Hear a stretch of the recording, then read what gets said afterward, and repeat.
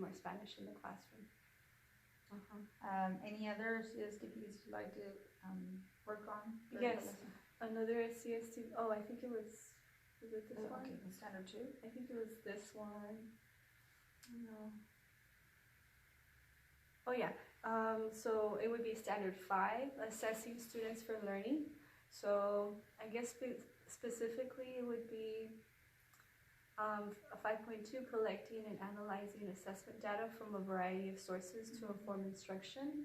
So I will be not only observing the students walking around and helping them to read and write and understand the questions and to speak the language, but also I'll be reading their journals. I'll be looking at any videos. If I ask them to do a speaking activity, I'm thinking about having them do videos and I can review it. That way I can have that time to individually see how each student is speaking, because if I just do a speaking activity where I'm walking around, I might not get to everybody, and I'm hoping I can see where everybody's at so I can better give that individualized help to each student that needs that intervention so that they can succeed in the classroom. Because I was gonna ask it, how during the reading of the class, how will you check for understanding? And are they going to be reading as a class where you have a student reading to a class, or are they going to be reading with a partner? Like, how do you think that it's going to be? Okay. I think that initially I'm going to give them the opportunity to read with the partner, and that's probably going to take like 20 minutes or so. It's a very short chapter that I'm going to give them. I'm going to give them 1 chapter a day. It's like approximately 6 pages, short pages. So it shouldn't take them more than 20 minutes to read on their own. And then afterwards, I'll probably say, okay, we're going to reconvene as a class, and we're all going to read together, have 1 student read at a time.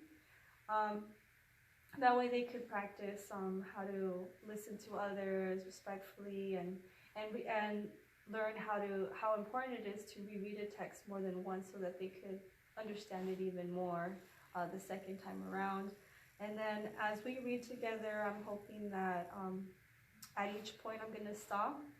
Like maybe like every paragraph or every half page, I'm going to stop and I'm going to ask questions about the text and have the students discuss with us, what's going on in the text, why is she acting this way, or why is she thinking this, asking them questions about the character and what she's thinking, what she's doing, things like this. That way it provides support to the students who might not be understanding the reading or who maybe didn't complete the reading on time in those 20 minutes, because I'm sure I'm going to have those students who 20 minutes is not enough for them to read and understand those 6 pages. Okay, so what is a protocol that we can establish for the observation? Like, would it be okay for me to like walk around? Of course, yeah. Listen to the kids, student, to maybe ask them questions. Yeah. That's you okay. could. So like sit down and do observations from there, or walk around. Okay. Any additional information that is relevant? I think that what period will I be observing? What period would you like me to observe? You can come in my 4th period. I know that you're familiar with those students. You worked with them before, so I think it'd be great. They'd love to see you again.